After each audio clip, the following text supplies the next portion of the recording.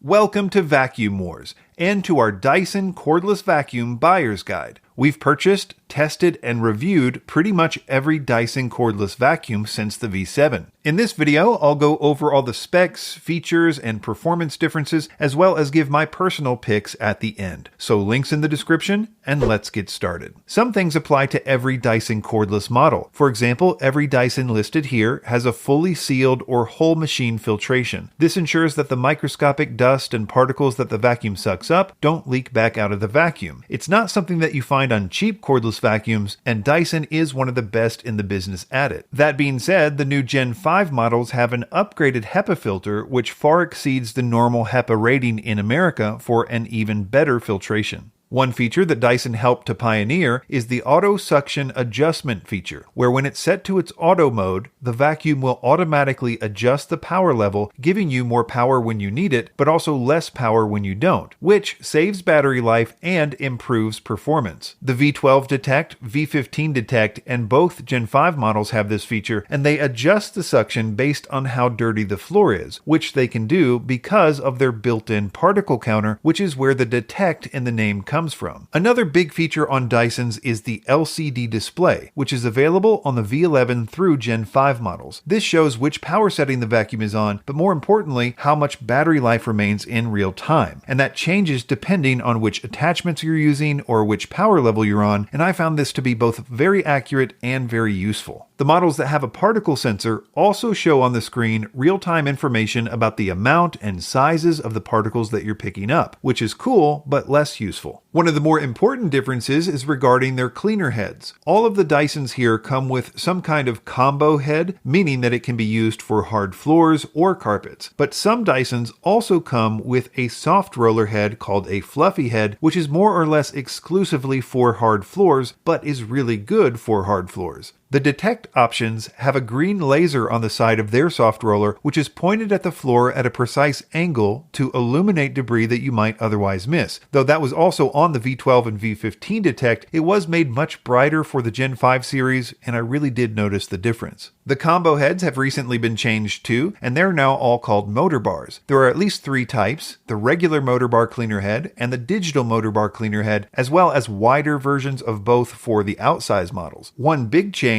is that all motor bars now have Dyson's anti-hair wrap removal system, which uses plastic comb-like structures to remove hair as you vacuum, which we've found to work extremely well. So the V8 through the V11 all use the new motor bar cleaner head, and the V12 through the Gen 5 series all use the upgraded digital motor bar. The big difference is that the digital motor bars have a 3-level adjustment gate on the front, which makes them better for vacuuming larger debris. Moving on to attachments, Dyson has some really cool tools and attachments, but they are all over the board in terms of which attachments they include in which package. I'll put on the screen which attachments are currently listed on each product page, but always double check that the package you're interested in comes with the tools that you want. Some of my favorites though include the new motorized screw tool, which is an electric brush which is great for upholstery or furniture. It has unparalleled anti-tangle technology and now comes with almost every version. Most of them come with a combo brush tool, which I've said many times is one of my favorite brush designs on a vacuum, as it has large bristles that make it perfect for dusting. They all come with a crevice tool and a wall mount. The Gen 5 series has something new, a brush tool which is hidden inside the wand that you can access by removing the wand, so you essentially always have a tool with you. I also recommend a hose tool, which you can buy separately, as it helps to make them a little easier to use as handheld vacuums. Moving on to performance. Suction power varies from the V8's 115 air watts all the way up to 262 air watts with the Gen 5 outsize model. While higher suction power is a good thing, it's not always the best measure of real-world performance. But every Dyson cordless listed here is significantly above average in power. For example, Dysons currently hold the top 7 spots out of over 70 cordless vacuums we have tested in terms of airflow. This amazing power is probably due to Dyson manufacturing their own top-of-the-line suction motor, which they call a hyperdymium motor. That power also makes them better than average with other performance tests, like the crevice test or our carpet deep clean test, where we see how good they are at picking up deeply embedded dirt in carpets. In terms of their basic job of picking up debris off the surfaces of hard floors and carpets, they're just about as good as it gets, no matter which of these models you get. I've already talked a little about the soft roller performance, but but their motor bar heads, which are very good for carpets, are also quite good for hard floors. Really, the only differences here would be that the V8, V10, and V11, which don't have the digital motor bars with the adjustable gates, are not as good with larger debris, but the difference is minimal. Moving on to weight and ease of use. The handle weights range from 3.2 pounds on the V12 to 5.7 pounds on the Gen 5 outsize, which is a significant difference. When it comes to cordless vacuums, which you need to support with your forearm while vacuuming, every pound counts. For this reason, the V8 and V12 are the best when it comes to ease of use. The V10, V11, and V15 are still fairly light, but the weight on the outsize models is just too heavy for most people in my opinion, even though you do get more dust bin capacity. Speaking of bin capacity, you can see the numbers on the screen for that. All of them after the V8 are emptied the same way with the trombone-like mechanism. Another ease of use factor is that some of them have a trigger which you need to hold down to keep it running, while others like the V12 and Gen 5 series have an on-off button. Moving on to battery life, Dyson makes some of the most efficient batteries in the industry in my opinion. Runtime is anywhere from 40 minutes to 70 minutes on a single charge, assuming the lowest power setting, which is well above average. Both outsize models come with a second battery and second battery charger, doubling their cleaning time. The V12, V15, and Gen 5 models do the best with battery management because of the particle detection-based auto adjustment feature which we discussed earlier. And for those wanting more runtime,